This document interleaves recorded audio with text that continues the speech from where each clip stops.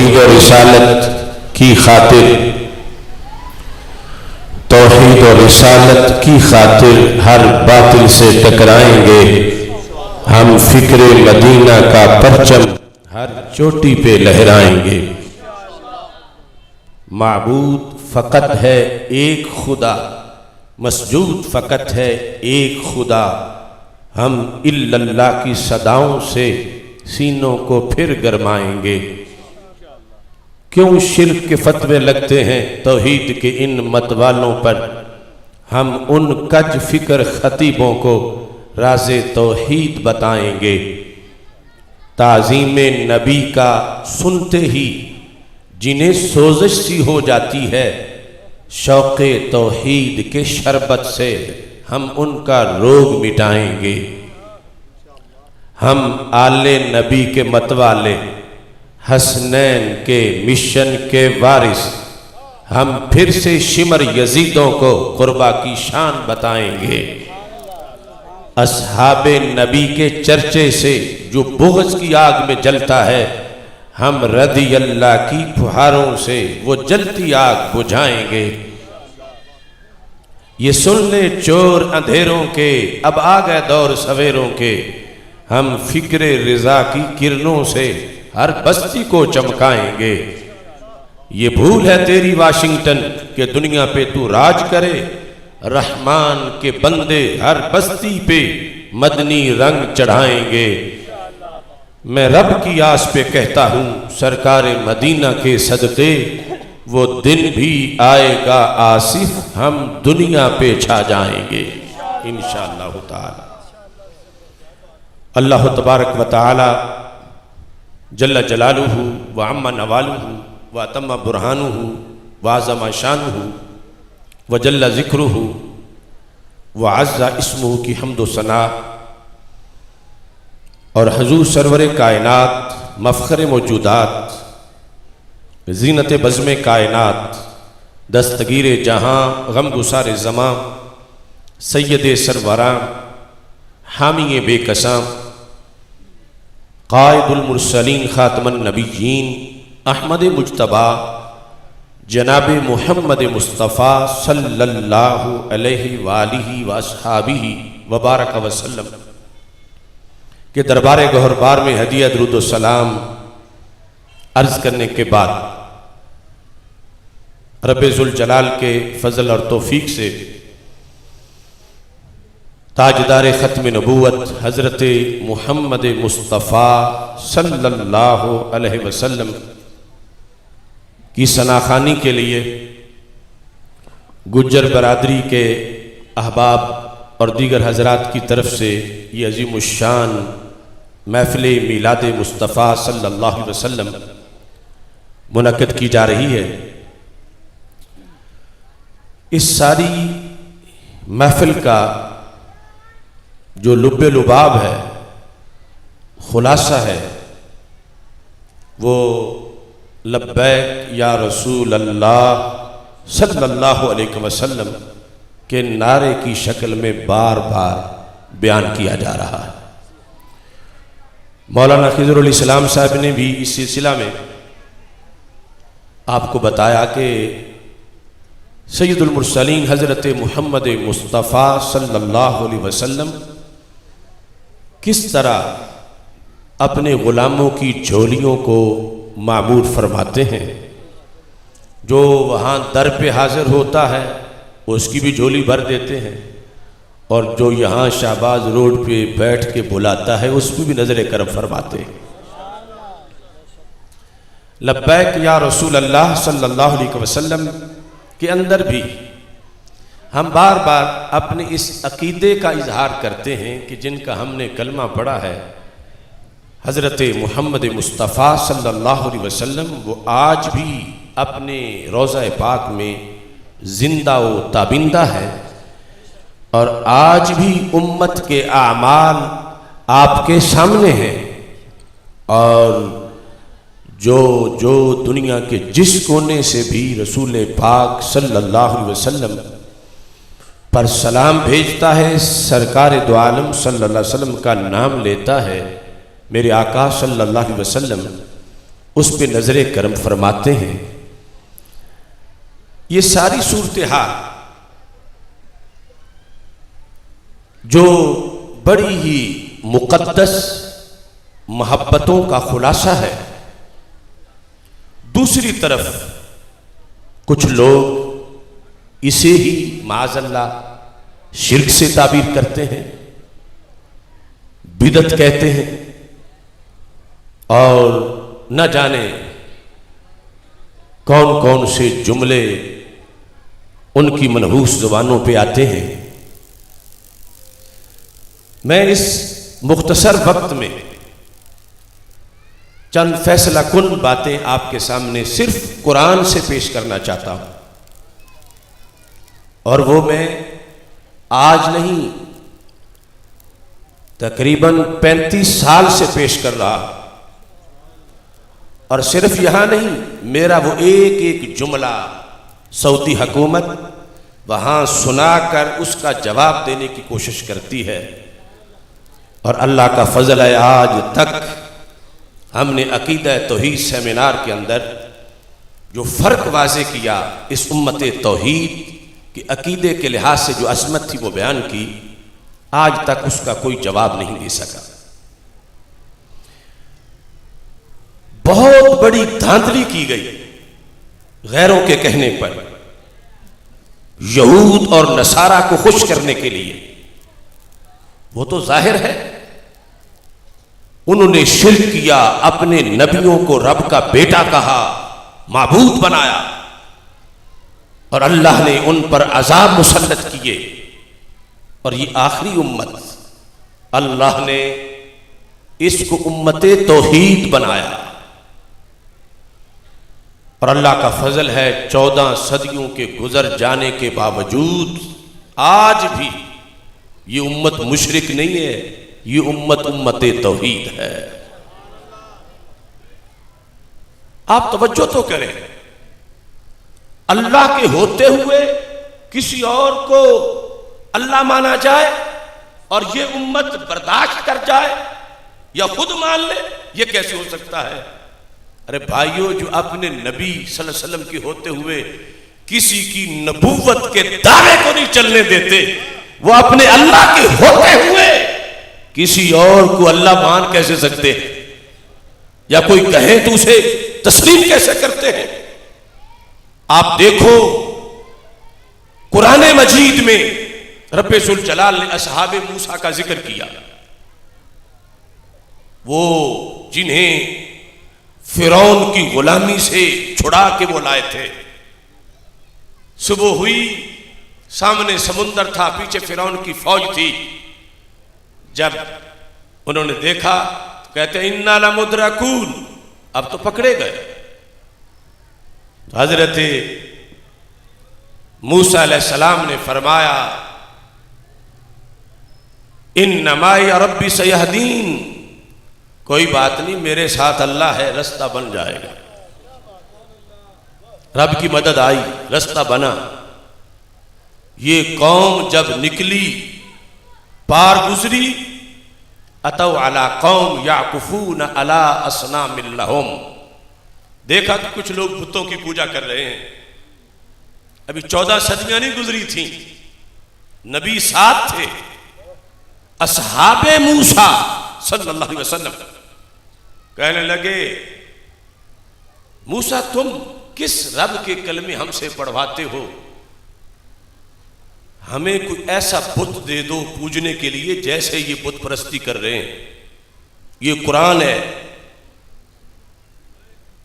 14 صدیاں نہیں گزری تھیں،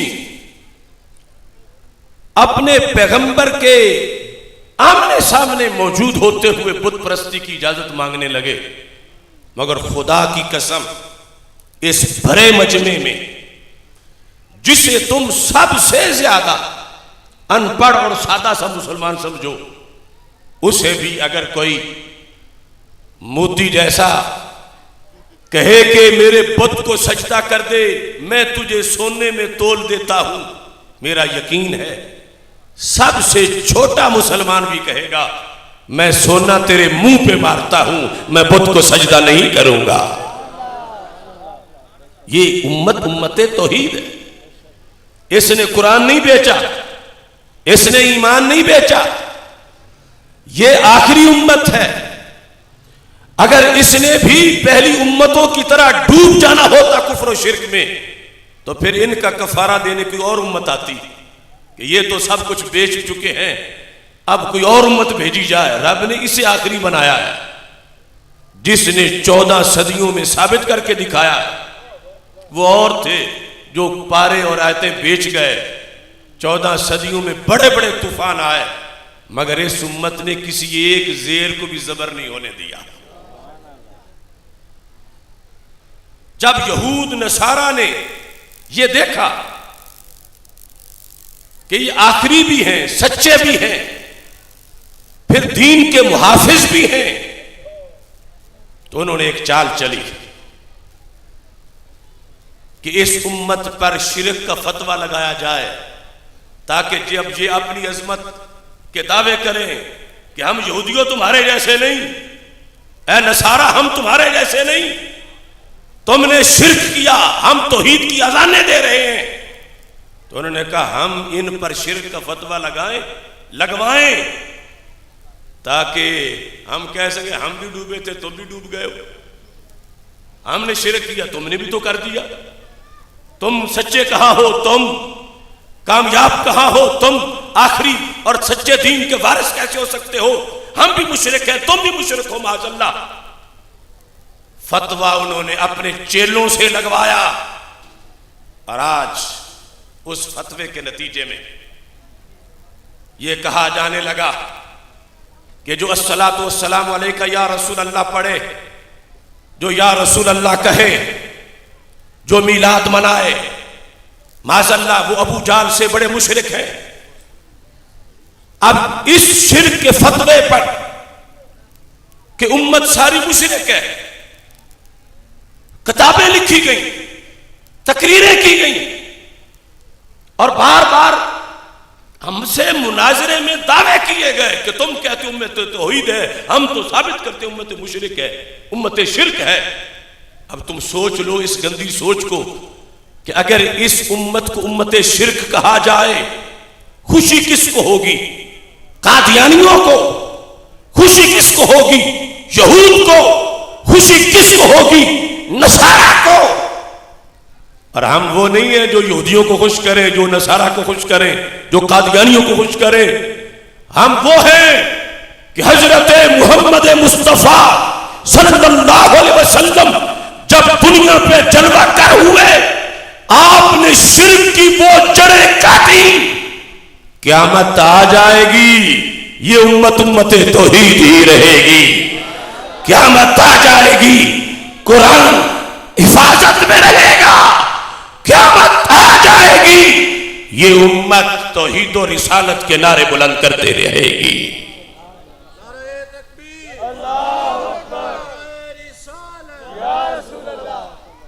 اس میں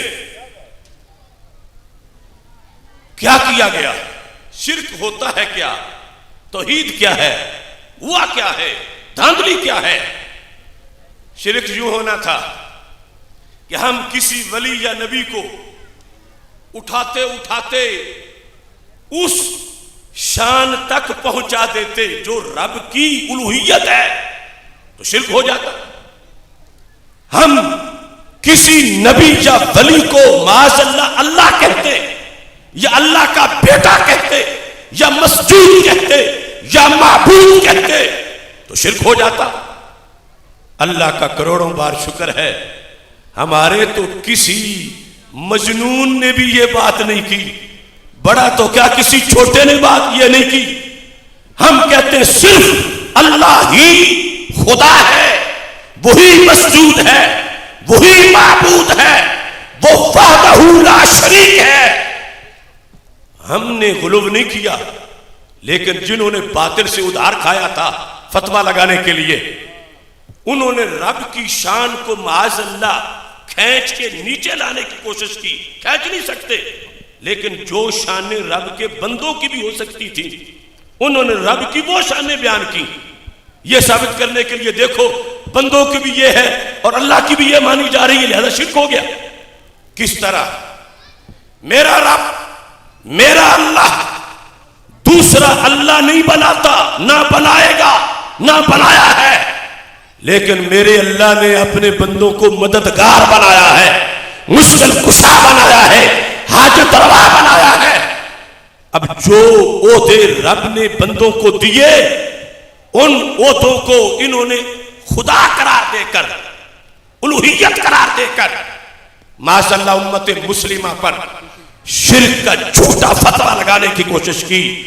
اللہ کا فضل ہے ہم نے الحمد سے لے کر والناس تک پورا قرآن پیش کر کے ان لوگوں کی اس دھاندلی کا جواب دیا، اور میں یہاں سے لے کر نجد کے یتیم خانوں تک سب کو چیلنج کر رہا ہوں جو یہ کہے کہ الوہیت مشکل کشا ہونا ہے، حاجت روا ہونا ہے، داتا ہونا ہے، دستگیر ہونا ہے، غریب نواز ہونا ہے، اس نے الوہیت سے فرار کیا ہے۔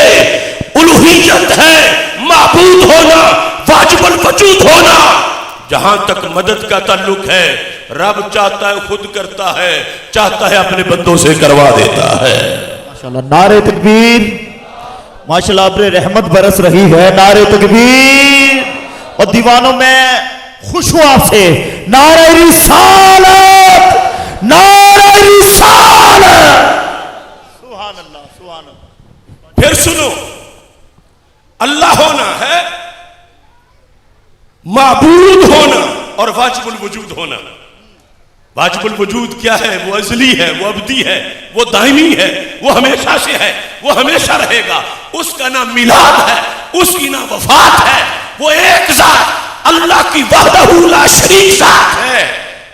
اور اگر اللہ کے سوا کسی اور نبی ولی کو کوئی واجب الوجود مانے گا تو شرک ہو جائے گا۔ لیکن ہم تو سال بھر سرکار کا میلاد منا کے یہ بتاتے ہیں کہ سرکار ہمارے نبی ہیں، اللہ نہیں ہے، چونکہ اللہ کا میلاد نہیں ہوتا، نبی کا میلاد ہوتا ہے۔ دوسرا توحید معیار الوہیت ہے، مستحق عبادت ہونا، صرف اللہ ہی مستحق عبادت ہے، اس کے سوا کوئی بھی مستحق عبادت نہیں ہے۔ لیکن اس کی یہ شان ہے، اسے کوئی روک نہیں سکتا کہ رب تو خود ہی مدد کر، کسی سے کیوں کرواتا ہے؟ اس کی مرضی ہے، چاہتا ہے تو خود کر دیتا ہے، چاہتا ہے تو خشک لکڑی سے کروا دیتا ہے، چاہتا ہے تو خود کرتا ہے، چاہتا ہے تو اپنے ولی سے کرواتا ہے، چاہتا ہے تو خود کرتا ہے، چاہتا ہے تو اپنے نبی سے کروا دیتا ہے۔ وہ بدھ سے مدد نہیں کرواتا، اپنوں سے مدد کروا دیتا ہے۔ اس کو آپ نے سمجھنا ہے صرف قرآن سے۔ اب دیکھیے، لا الہ الا اللہ یہ کلمہ اسلام کا پہلا حصہ ہے۔ لا الہ الا اللہ محمد الرسول اللہ صلی اللہ علیہ وسلم، یہ جو پہلا حصہ ہے یہ ہر دور میں یہی رہا۔ ہر دور میں کوئی بھی نبی تھے توحید یہی تھی، لا الہ الا اللہ۔ جو توحید ہے ہر دور میں توحید ہے، جو شرک ہے ہر دور میں شرک ہے۔ کبھی بھی شرک کسی شریعت میں جائز نہیں رہا، شرک ہمیشہ ہی ممنوع اور حرام رہا ہے۔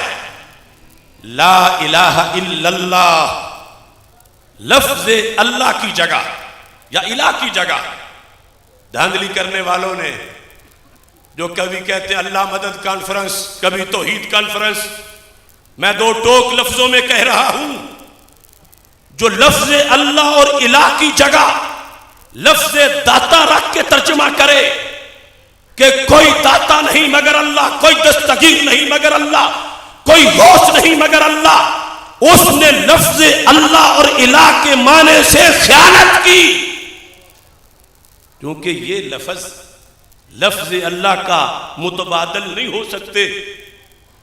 ارے وہاں تو لفظ رحیم نہیں رکھا جا سکتا جو رب نے خود اپنا نام بتایا۔ لفظ کریم، ستار، غفار جو سارے رب کے رجسٹرڈ نام ہیں قرآن میں ہے، کسی دور میں بھی یہ کلمہ نہیں تھا لا الہ الا الکریم۔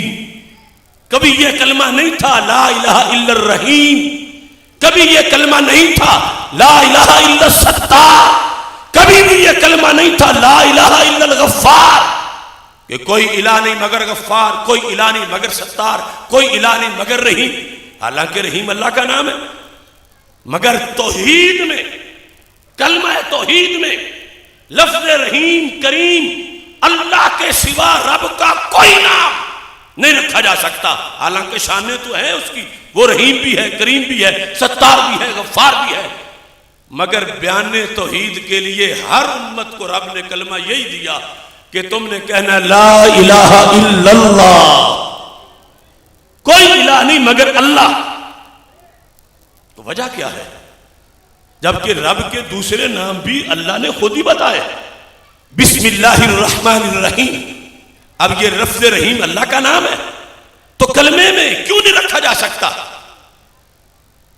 میں قیامت تک کے لیے چیلنج کر رہا ہوں، کوئی دوسرے جواب کے انداز کو بیان تو کرے۔ اگر لفظ رحیم لفظ اللہ کی جگہ رکھا جاتا تو توحید بیان نہ ہوتی، کیوں؟ مطلب بنتا کوئی الہ نہیں مگر رحیم، کوئی الہ نہیں مگر، بولو تو صحیح، کوئی الہ نہیں مگر، تو رحیم تو دو ہے، تو پھر تو دو خدا ثابت ہوتے، کوئی الہ نہیں مگر رحیم، ویسے رب کو رحیم کہو مگر اللہ کی جگہ رحیم اگر رکھو گے تو شرک ہو جائے گا، کیوں؟ بسم اللہ الرحمن الرحیم میں رحیم اللہ کو کہا گیا، اللہ کا نام ہے، لَقَدْ جَاءَكُمْ رَسُولٌ مِّنْ أَنفُسِكُمْ عَزِيزٌ عَلَيْهِ مَا عَنِتُّمْ حَرِيصٌ عَلَيْكُمْ بِالْمُؤْمِنِينَ رَءُوفٌ رَحِيمٌ۔ یہاں رحیم مدینے کے تاجدار کو کہا گیا، رحیم وہ بھی، رحیم یہ بھی، رحیم وہ بھی، رحیم یہ بھی۔ ارے اللہ دو نہیں ہو سکتے، رحیم دو ہو سکتے ہیں، اللہ دو نہیں ہو سکتے، کریم دو ہو سکتے ہیں۔ تو جب لفظ اللہ کے متبادل لفظ رحیم نہ رکھا جا سکے تو تیرے پنجابی اور فارسی کے یہ لفظ کیسے رکھے جائیں؟ داتا کا لفظ، دستگیر کا لفظ، حاجت روا کا لفظ، مشکل کشا کا لفظ، بیڑا کنارے پہ لگانے کا لفظ رکھ کر اللہ اور الہ کا ترجمہ کرنے والے کائنات کے پرلے درجے کے جھوٹے انسان ہیں۔ اللہ وہ ہے جو ایک لمحے میں کروڑوں مددگار بنا دے، اللہ وہ ہے جو ایک لمحے میں کروڑوں دستگیر بنا دے۔ میرا رب دوسرا اللہ نہیں بناتا، میرا رب کئی مددگار بنا دیتا ہے۔ اب مجھے آپ یہ بتائیں کہ بدر کے میدان میں فرشتے گئے تھے یا نہیں گئے تھے؟ کیا کرنے گئے تھے؟ بدر کے میدان میں فرشتے گئے تھے علم کے یتیم خانوں میں رہنے والے یہاں نام نہاد توحیدیوں سے پوچھو ان کے جانے کا مقصد کیا تھا؟ گئے تھے مدد کرنے کے لیے۔ قرآن کہتا ہے کیا کرنے گئے تھے؟ اور اگر مددگار ہونا اللہ ہونا ہے تو کیا اللہ بن گئے تھے؟ مددگار بنے مگر اللہ نہیں بنے، کیونکہ مددگار ہونا اللہ ہونا نہیں، معبود ہونا اللہ ہونا ہے، واجب الوجود ہونا اللہ ہونا ہے۔ تو جنہوں نے کہا کہ مددگار ہونا اللہ ہونا ہے، یہ تو شرک خود پھیلا رہے ہیں۔ قرآن میں ہے کہ ہزاروں فرشتے مدد کے لیے گئے اور انہوں نے مدد کی۔ اب یہ رب پر اعتراض کرے کہ فرشتوں کو کیوں بھیجا؟ مدد کرنی تھی تو خود کرنی تھی۔ تو جو ایسا کہے تو کافر ہو کے مرے۔ لا یسأل عما یفعل، رب کہتا ہے میری مرضی ہے، میں چاہوں تو خود کروں اور چاہوں تو اپنے بندوں سے کروا دوں۔ اب سنو سورہ انفال، میں اپنے ایک ایک حرف پر آخری سانس تک دعوت دوں گا، آخری سانس تک پہرا دوں گا، اور ابن عبد الوہاب کا شرک کا فتویٰ جھوٹا ہے، کتاب التوحید میں اس نے جھوٹ بولے ہیں، اور میں یہاں گئی نہیں نجد تک کے ملاؤں کو چیلنج کر رہا ہوں، جس فورم پر چاہو میں ثابت کروں گا کہ امت پر تم نے شرک کا جھوٹا فتویٰ لگایا۔ امت کل بھی توحید والی تھی، امت آج بھی توحید والی ہے۔ ماشاءاللہ، نعرہ تکبیر، نعرہ رسالت، نعرہ رسالت، علماء اہل سنت، علماء اہل سنت، نعرہ رسالت۔ صرف قرآن سے سورہ انفال نامہ پارا، اذ یوحی ربک الی الملائکہ انی معکم فثبتوا الذین آمنوا۔ محبوب یاد کرو وہ وقت جب تمہارا رب وحی کر رہا تھا فرشتوں کو، کس چیز کی؟ انی معکم، میں تمہارے ساتھ ہوں۔ فثبتوا الذین آمنوا، بدر کے میدان میں جانا تم نے ہے، تم نے جا کے صحابہ کو ثابت قدم رکھنا ہے۔ فثبتوا الذین آمنوا، تم جا کے ایمان والوں کو ثابت قدم رکھو۔ سورہ انفال میں رب ذوالجلال نے یہ فرمایا، اذ یوحی ربک الی الملائکہ انی معکم، فرشتوں میں تمہارے ساتھ ہوں۔ فثبتوا الذین آمنوا، تم ایمان والوں کو ثابت قدم رکھو۔ ثابت قدم رکھنا یہ مدد کرنا ہے، اور مدد کرنا اللہ کی شانوں میں سے ایک شان ہے، مگر مدد کرنا معیار خداوندی نہیں ہے۔ یہ سارا جھگڑا۔ دوسرا ٹولہ کہتا ہے کہ مدد کرنا یہ ہے اللہ ہونا۔ ہم کہتے ہیں اللہ ہونا مسجود معبود ہونا ہے، واجب الوجود ہونا ہے۔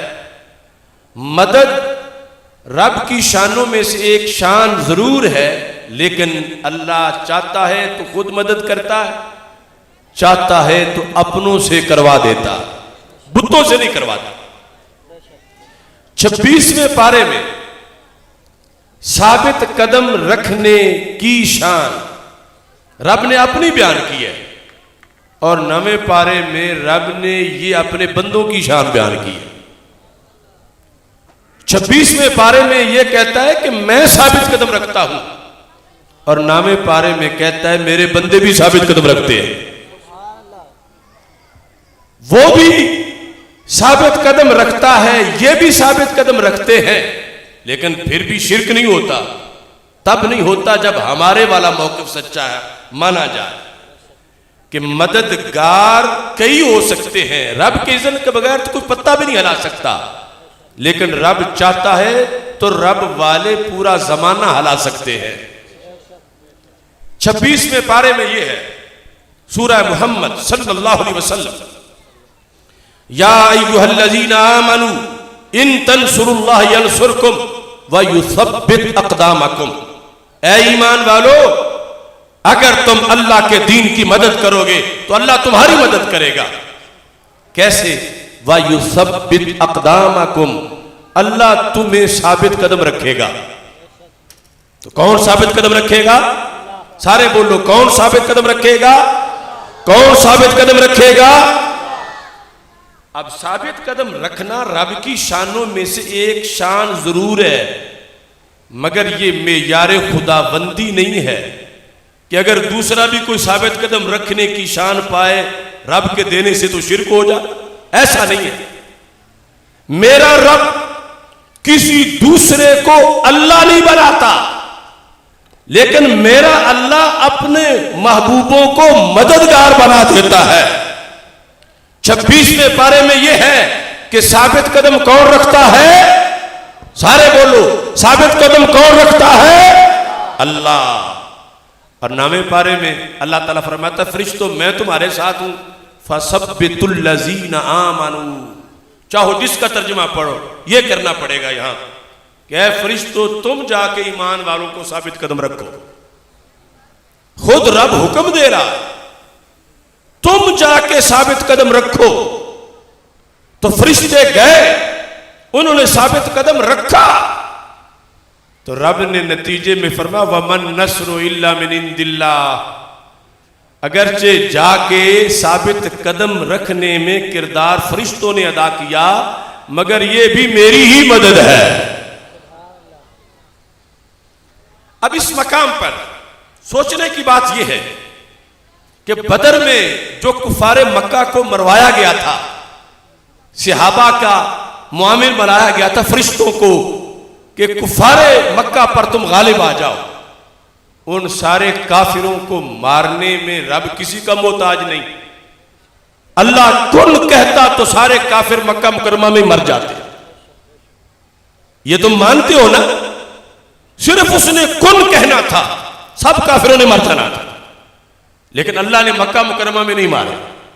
رستے میں کن کہتا مر جاتے، رستے میں بھی نہیں مارے۔ بدر پہنچا کے رب مار دیتا، کن کہہ کے ایسے بھی نہیں مارے۔ اللہ ان کو سلا دیتا، نیند ان کو آ جاتی اور صحابہ آسانی سے گلے کاٹ دیتے، رب نے ایسا بھی نہیں کیا۔ وہ نہ سوتے لیکن رب ان کی اعصاب پر بیماری طاری کر دیتا کہ وہ تلواریں ہی نہ پکڑ سکتے، اور صحابہ ان کو آسانی سے مار دیتے۔ رب نے ان میں سے کوئی کام نہ کیا، حالانکہ رب کے لیے کوئی بھی مشکل نہیں تھا، کون کہنا تھا سب کچھ ہو جانا تھا۔ اس نے قریش مکہ کو فری ہینڈ دیا، وہ ہٹے کٹے صحت مند کھڑے تھے، صحابہ ان کے مقابلے میں ڈٹ گئے۔ رب نے فرشتوں کو کہا اب تم جاؤ، میں تمہارے ساتھ ہوں، آگے تم جانا ہے تم نے۔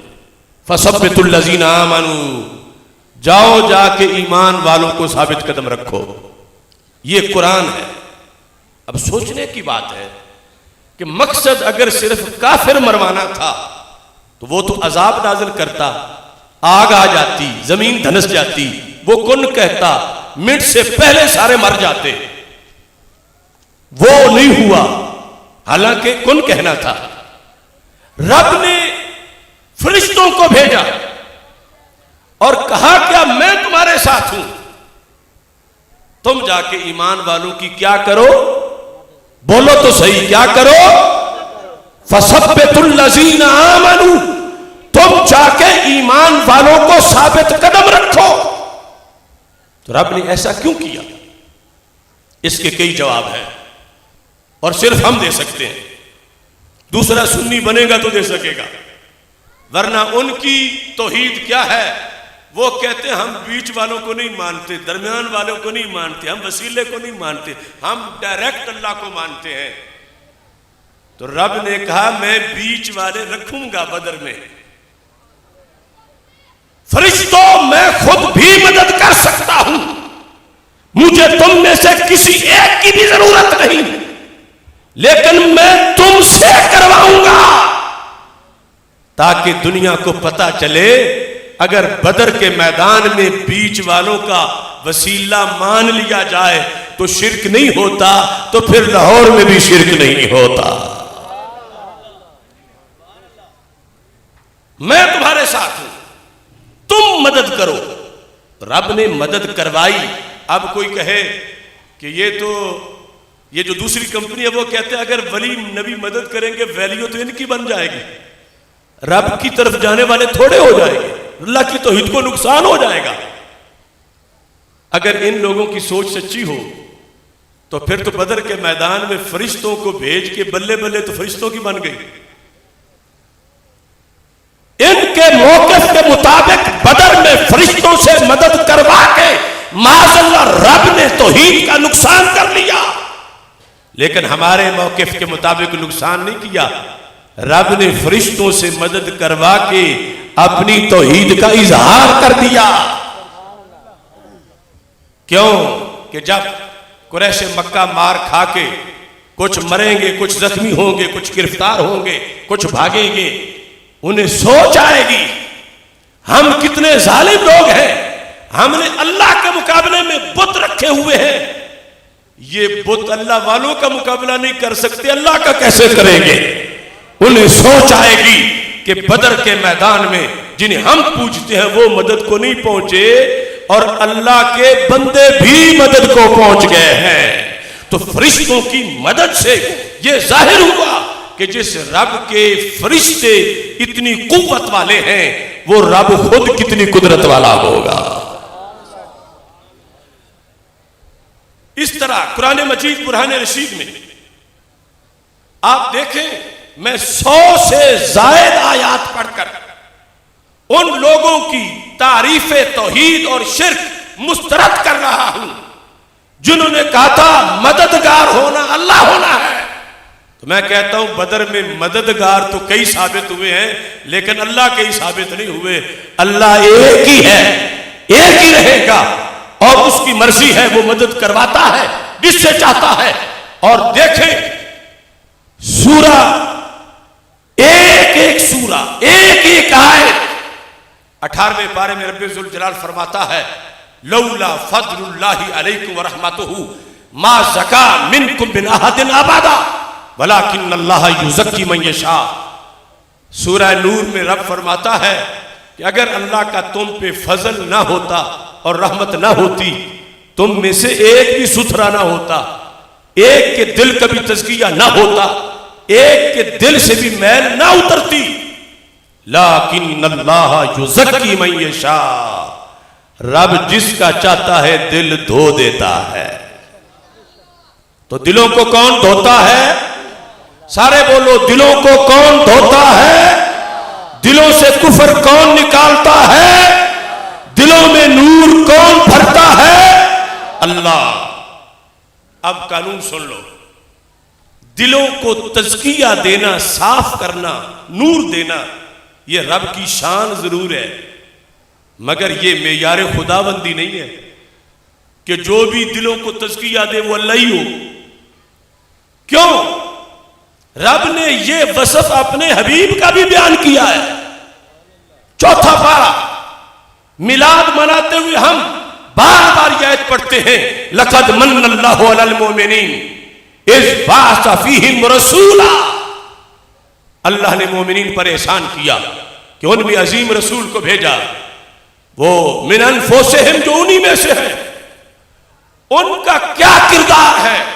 4 پارہ یتلو علیہم آیاتہ ویزکیہم. اللہ فرماتا ہے میرے نبی کا کام ہی یہ ہے آیات پڑھتے جاتے ہیں دل دھوتے جاتے ہیں. وہی لفظ یزکی, کوئی تبدیلی نہیں. 18ویں پارے میں یہ ہے کہ دلوں کو ستھرا اللہ کرتا ہے اور 4 میں یہ ہے کہ دلوں کو ستھرا تاجدار ختم نبوت کرتے ہیں.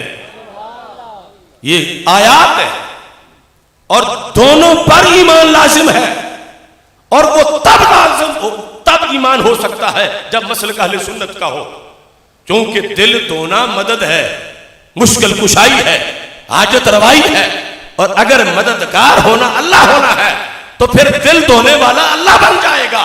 تو ہم کہتے نہیں دل مددگار ہونا اللہ ہونا نہیں, واجب الوجود اور مستحق عبادت ہونا یہ اللہ ہونا ہے. لہذا اللہ نے بھی دل دھوئے, سرکار نے بھی دل دھوئے, لیکن سرکار دل دھو کے بھی رب کے بندے ہی رہے ہیں, اللہ نہیں بن گئے. اس واسطے کہ رب ذوالجلال خود دل دھوتا ہے, سرکار رب کی دی ہی توفیق سے دل دھوتے ہیں. دیکھو ایک ہی صفت ہے لیکن فرق ہے. اور شرک نہیں ہوا ورنہ سارا قرآن شرک سے بھر جائے گا. کہ ادھر 18واں پارہ کہتا ہے دل دھونا اللہ کا کام ہے, 4 کہتا ہے نہیں نبی آئی اس کام کے لیے. یتلو علیہم آیاتہ ویزکیہم. تو ہمارا مسلک اس سے پورے قرآن پر ایمان لایا جا سکتا ہے اور برقرار رکھا جا سکتا ہے کہ دل اللہ بھی دھوتا ہے, دل نبی بھی دھوتے ہیں.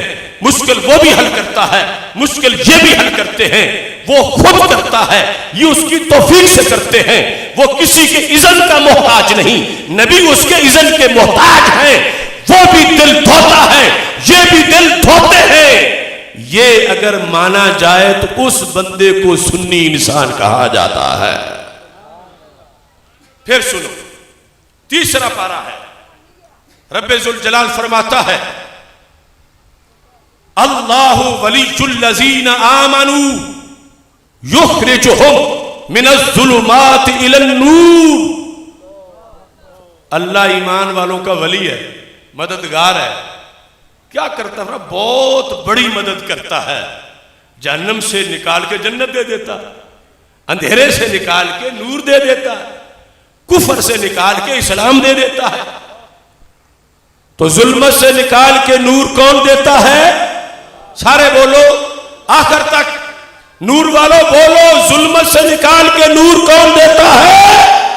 اللہ۔ امام رازی نے لکھا ہے تفسیر کبیر میں کہ محشر کے دن ایک شخص کو جب جنت مل رہی ہوگی پوچھے گا رب میرے کس عمل سے ملی؟ میں نے تو کلمہ پڑھ کے کوئی کام ایسا کیا ہی نہیں تھا، صرف کلمہ پڑھا تھا۔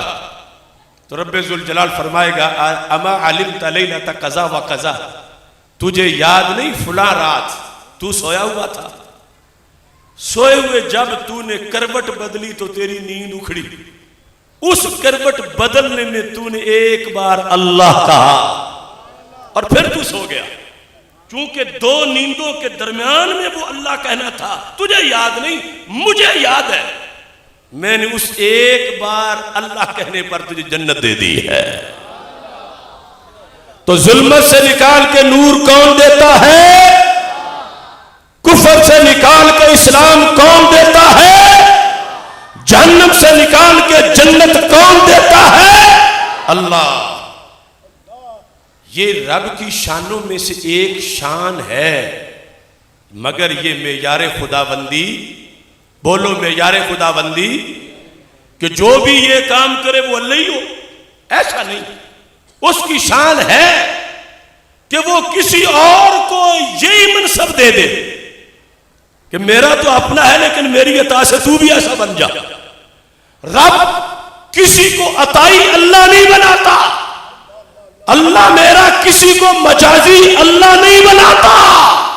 قرآن کہہ رہا ہے رب مجازی مشکل کشا بھی بنا دیتا ہے، حاجت روا بھی بنا دیتا ہے۔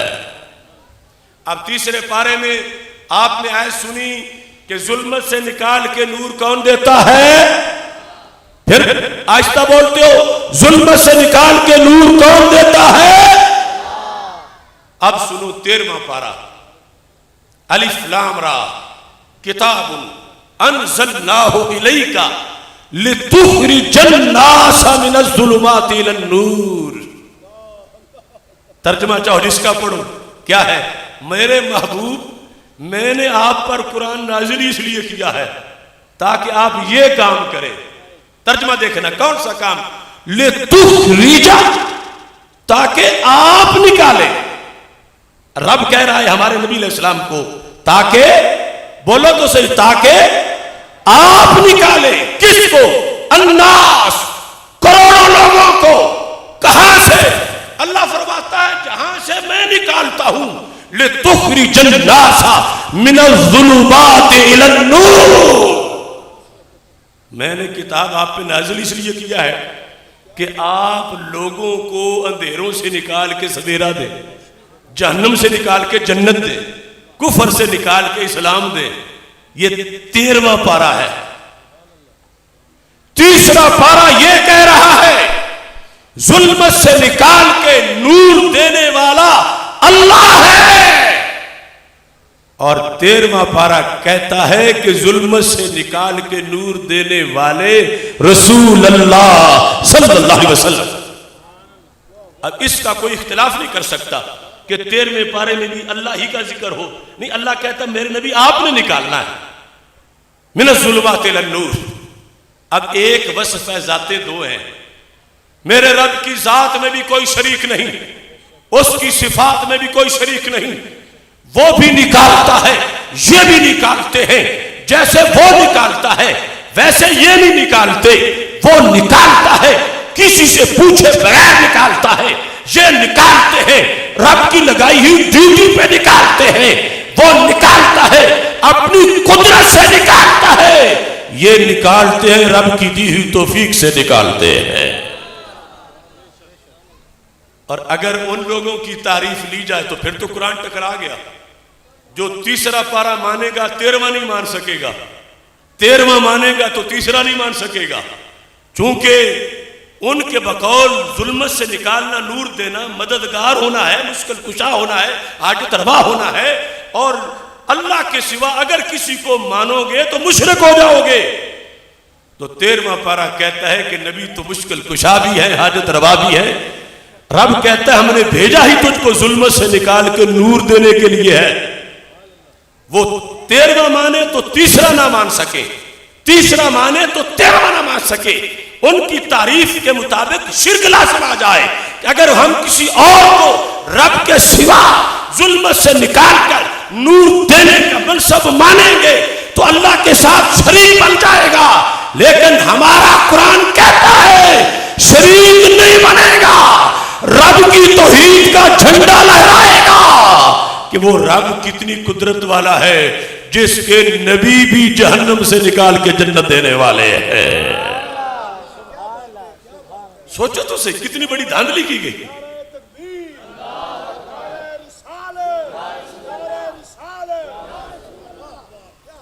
یہ صرف قرآن, اور قیامت تک چیلنج ہے.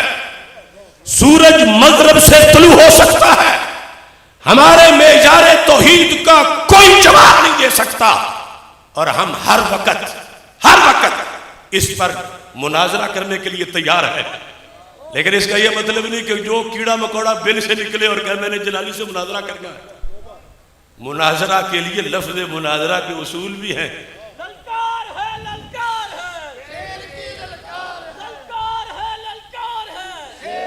لہذا کوئی کیڑا مکوڑا چوں چوں نہ کرے. اگر ان کے مسلک کا کوئی وارث, کوئی عالم, کوئی مبلغ ایسا ہے جو آمنے سامنے ہمارے ساتھ بیٹھ کر کسی بھی ٹی وی چینل پر یا سپریم کورٹ میں معیار توحید پر مناظرہ کرنا چاہے, میں سر کے بل چل کے ثابت کروں گا کہ انہوں نے توحید کے مسئلے پر فراڈ کیا اور امت کو دھوکہ دیا, قرآن کے مضمون کا انکار کیا. سچی توحید وہی ہے جو مدینے والے نے مدینہ میں پڑھائی ہے, گنج بخش میں لاہور میں سنائی ہے, امام احمد رضا نے سب کو بتائی ہے, اور وہ توحید ہی ہمارے حصے آئی ہے. بہت بڑی دھاندلی یہ ہے کہ کہتے ہیں من دون اللہ, بس دو پارٹیاں بنائی ہوئی, ایک اللہ ایک من دون اللہ. میں کہتا ہوں یہ فراڈ ہے. ایک تیسرا بھی درمیان میں, تیسرا بھی مرتبہ ہے. اللہ, اللہ والے, اور پھر اللہ کے غیر من دون اللہ بت, شیطان اور اصنام. یہ ظلم ہے کہ اللہ والوں کو بتوں کے زمرے میں شمار کرنا. رب نے قرآن میں فیصلہ کیا ہے. یہ آیت بھی سنو, قیامت تک کوئی جواب نہیں دے سکے گا انشاءاللہ. تیسرے پارے میں نمرود کے دربار میں مناظرہ کر رہے تھے سیدنا ابراہیم علیہ السلام, بہت بڑے انٹرنیشنل توحیدی سیدنا ابراہیم علیہ السلام. نمرود نے کہا میں بھی اللہ ہوں. آپ نے فرمایا تو نہیں ہے. اس نے کہا دلیل دو.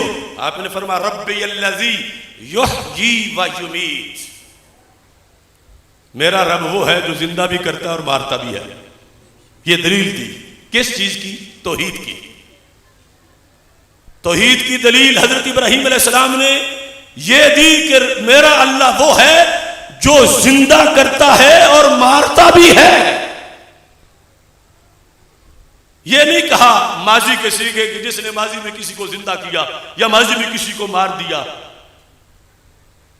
احیا اور اماتا ماضی نہیں, یحیی و یمیت مسلسل اس کی شان ہے. جسے چاہتا ہے زندہ کرتا ہے, جسے چاہتا ہے مارتا ہے.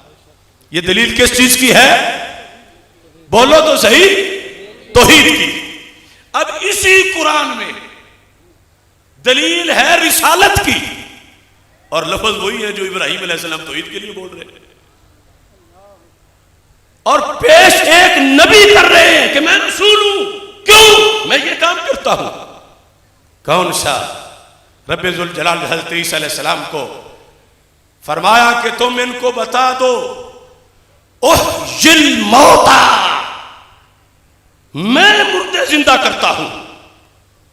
توجہ کرنا، احیی الموتى، موتا میت کی جمع ہے.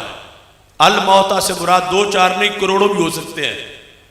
اور احیی ہے مضارع، جس کا مطلب یہ نہیں کہ ماضی میں نے ایک کر دیا تھا بس اسے دیکھتے رہو میں نے زندہ کیا تھا.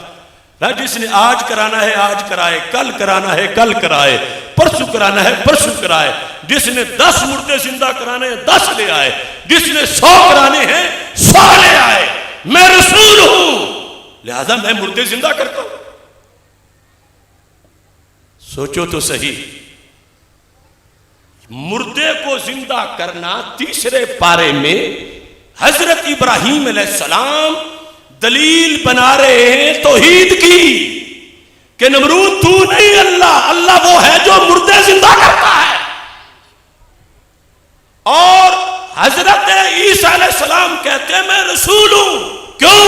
احیی الموتى، میں مردے زندہ کرتا ہوں. دیکھو سنیت یہ ہے. اب درمیان میں تیسرا بولا. تیسرا کون تھا؟ نمرود. اس نے کہا انا احیی و امیت، میں بھی مردے زندہ کرتا ہوں، میں بھی مارتا ہوں. 3 پارٹیاں نظر آئیں؟ بولو تو صحیح. ایک طرف اللہ کی شان کہ وہ مردے زندہ کرے، دوسری طرف حضرت عیسیٰ علیہ السلام کی شان کہ وہ مردے زندہ کرے، اور تیسری طرف طاغوت رب کا دشمن وہ کہے میں بھی مردے زندہ کرتا ہوں. تو اب اللہ کا حکم کیا تھا؟ اگر وہابیوں کا مسئلہ سچا ہوتا تو رب اپنے سوا دونوں کو ہی رد کر دیتا کہ عیسیٰ تم بھی غلط بات کر رہے ہو، معاذ اللہ، نمرود تم بھی غلط کر رہے ہو. اگر وہابیت سچی ہوتی، اگر توحید کے مسئلے پر کتاب و توحید سچی ہوتی تو رب دونوں کو کہتا کہ نہ یہ نہ کہو میں کرتا ہوں، تم نہ کہو نبی. مگر اللہ نے کیا کہا؟ قرآن ہے، اللہ نے کہا اسے میرا سچا نبی مانو. کیوں؟ فرمایا کہتا ہے بِإِذْنِ اللہ، کہ زندہ میں ہی کرتا ہوں مگر اللہ کی اذن سے کرتا ہوں. مردے زندہ میں ہی کرتا ہوں مگر اللہ کے اذن سے کرتا ہوں. اور جب نمرود نے کہا انا احیی و امیت، رب نے کہا فَبُہِتَ الَّذِي كَفَرَ، بک بک کر رہا ہے کافر، تو نہیں کرتا میں کرتا ہوں. یہ ہے فتنہ اس وقت کا، اور میں شرق و غرب میں اعلان کر رہا ہوں. دھوکہ دیا وہابیت نے مسلمانوں کو، اللہ والوں کو، اللہ کے دشمن کی جماعت میں بتوں، طاغوت اور اصنام کے ساتھ شمار کر کے انہوں نے فراق کیا قرآن سے، سنت سے، ایمان سے. ارے اللہ کا قرآن کہہ رہا ہے کہ رب بھی زندہ کرتا ہے، رب بھی مارتا ہے. عیسیٰ علیہ السلام بھی زندہ کرتے ہیں، وہ بھی مارتے ہیں. مگر نمرود ہے اللہ کا دشمن، وہ باذن اللہ نہیں کر سکتا، باذن اللہ اللہ والے کرتے ہیں. ایک وصف دعوے دار 3، 2 صحیح 1 غلط.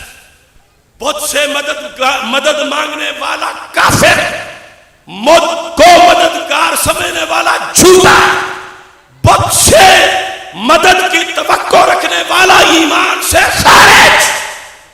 لیکن رب کی مرضی ہے، چاہے تو خود کرے، چاہے تو کلیم کے ہاتھ کے ڈنڈے سے بھی کروا دے. اس پر کوئی نہیں خود کر، کہا میں خود آپ جانتا ہوں. تو اس بنیاد پر رب ذوالجلال نے قرآن مجید میں ان دونوں چیزوں کو واضح کر دیا. مدد کا مسئلہ اللہ تعالیٰ فرماتا ہے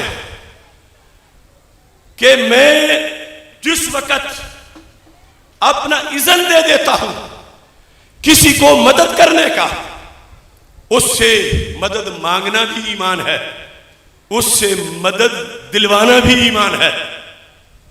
صحیح بخاری میں 4 بار یہ حدیث آئی ہے. قرآن کے بعد صرف ایک حدیث عرض کر کے بات ختم کرتا ہوں، چونکہ ہمارے محمد حنیف صاحب بھی موجود ہیں اور زیادہ مطلب اگرچہ میں بھی عمرہ کر کے پہنچا ہوں، لیکن ہمارے غلام محمد صاحب جو ہیں یہ بھی عمرہ کر کے آئے ہیں، اور سرکار کے در کی جو خوشبو ہے وہ ہر زائر کو ملتی ہے. یوں تو ایک زائر بھی بدل دیتا ہے دل کا موسم، ساتھ لاتا ہے مدینے سے ہوائیں تیری. تو یعنی محفل جاری رہے گی، نظم و ضبط بھی آپ نے برقرار رکھنا ہے. حدیث شریف سنیں کہ جس وقت ہمارے آقا صلی اللہ علیہ وسلم کو ایک چادر پیش کی گئی، بخاری میں 4 جگہ، سند کا میں ضامن ہوں. میرے آقا علیہ السلام کو دیکھا جب صحابہ نے تو ایک صحابی کو شوق ہوا، اکسنیہا یا رسول اللہ صلی اللہ علیہ وسلم، محبوب بڑی خوبصورت چادر ہے، مجھے عطا فرما دو. لب واہ ہیں، آنکھیں بند ہیں، پھیلی ہیں جھولیاں، کتنے مزے کی بھیک تیرے پاک در کی ہے، اور میرے کریم سے اگر قطرہ کسی نے مانگا دریا بہا دیے ہیں، دربے بہا دیے. چادر اتاری، منگتے کو دے دی. لامہو اصحابہ، اپنی اپنی سوچ ہوتی ہے. باقی صحابہ نے مذمت کی مانگنے والے کی کہ سرکار کو تو خود ضرورت تھی، خریدنی تھی تو تحفہ آ گیا تو قبول کر لیا، تو تم نے کیوں مانگی؟ اب مانگنے والے کا جواب سنو، صحیح بخاری میں ہے. کہتے ہیں رجوت برکتہا، میں نے گرمی سے بچنے کے لیے نہیں، میں نے تو برکت کے لیے مانگی ہے. آج ہمیں کہتے ہیں یہ چادروں کے پیچھے پڑے ہوئے ہیں، تبرکات کے پیچھے پڑے ہوئے ہیں. میں کہتا اصلی مسلمان وہی تھے، اور ہمارا تعلق ان اصلیوں سے ہے. صحیح بخاری، رجوت برکتہا، میں نے چادر مانگی ہے برکت کے لیے. اب ان توحیدیوں میں کوئی ایسا جعلی توحیدی نہیں تھا کہ تم نماز میں تو پڑھتا اللہم بارک رب تو برکت دے، اور اب نبی کی چادریں ڈھونڈتا پھرتا. وہ سچے توحیدی تھے. جب کہا رجوت برکتہا، میں نے چادر لی ہے فائدے کے لیے، نفع کے لیے، برکت کے لیے. کہاں سے آیا؟ ہین لبسہ النبی صلی اللہ علیہ وسلم، سرکار کے بدن سے جو لگ گئی ہے. صحابی کہہ رہے ہیں سرکار نے چونکہ اوپر اوڑی ہے تو لہذا اس میں برکت آ گئی ہے، تو کیا فائدہ دے گی؟ میں پہلی صدی کی بریلوی کی بات سنا رہا ہوں، بخاری ہے، کہتے ہیں لعلی اکفن فیہا، یہ میری وصیت ہے، جب جان نکلے گی تو اس چادر کا کفن تم نے پہنانا ہے مجھے. میں توہم پرستوں کی بات نہیں کر رہا، میں صحابہ کی کر رہا ہوں. میں وہابی کی نہیں، میں تو صحابی کی بات کر رہا ہوں کہ جب روح نکلے گی کفن یہ میرا ہوگا.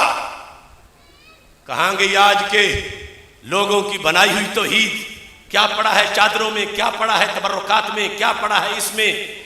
تو یہ تو صحابہ سے پوچھو نا کیا پڑا ہے.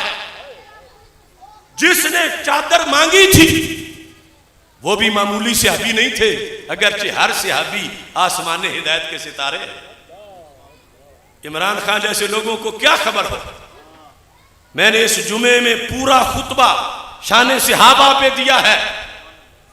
ہر صحابی اصحابی کالنجوم بیئہم اقتدیتم اہتدیتم. سرکار فرماتے ہیں کسی میں کوئی کمی نہیں، جسے بھی دیکھو گے روشنی تمہیں ضرور دے گا، کہ میرے پاس بیٹھا ہے.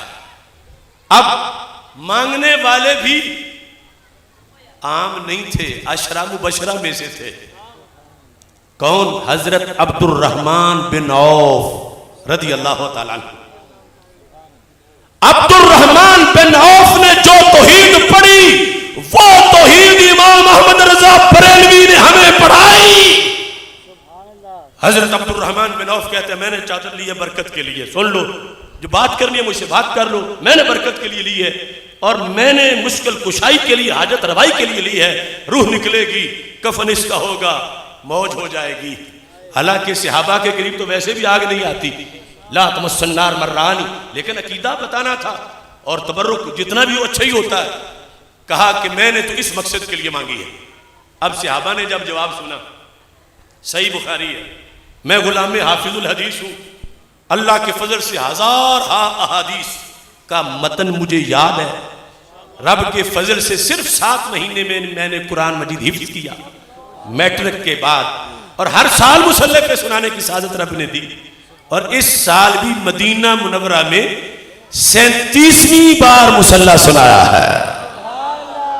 37ویں بار.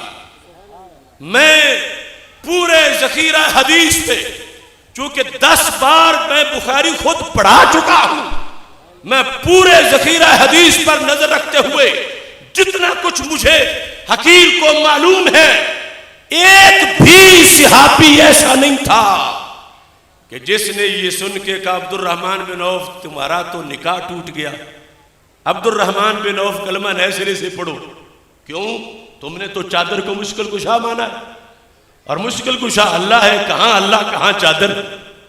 تم کلمہ پڑھو، تجدید ایمان کرو، تجدید نکاح کرو. رب کعبہ کی قسم ان پکے توحیدیوں میں سے ایک بھی اعتراض کرنے والا نہیں تھا، بلکہ صحیح بخاری میں ہے حضرت سال بن سعد کہتے ہیں سب نے یوں مانا. پہلے تو اعتراض کر رہے تھے، لیکن جب انہوں نے وجہ بتائی کہ میں نے کیوں لی ہے، تو جب حضرت عبد الرحمن بن عوف کا وصال ہوا تھا، زندہ صحابہ نے اسی چادر کا کفن انہیں پہنایا تھا. یہ بخاری میں ہے، یہ سب کا عقیدہ. اب دیکھو یہ روتے ہیں، قوت کہاں سے آئے گی، طاقت کہاں سے آئے گی، زندہ تھا تو کر لیتا، فوت شدہ کیسے کرے گا. میں پوچھتا ہوں اس چادر کی زندگی کا کیا میرٹ ہے؟ دل کہاں ہے، دماغ کہاں ہے؟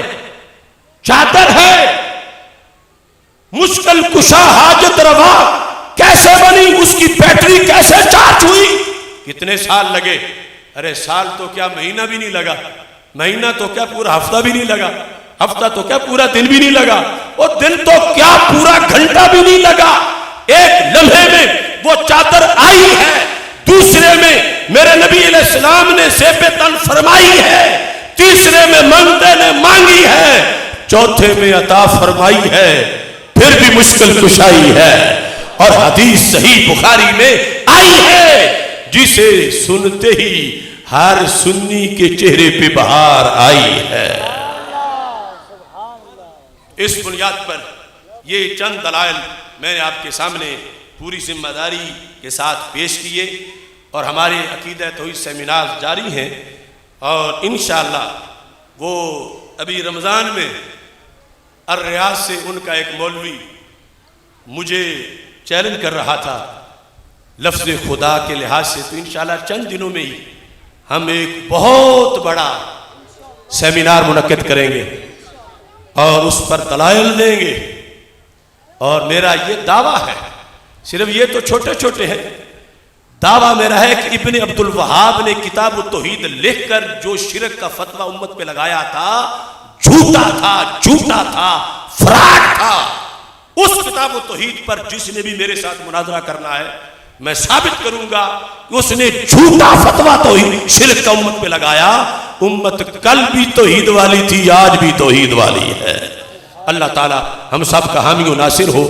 وآخر دعوانا الحمدللہ.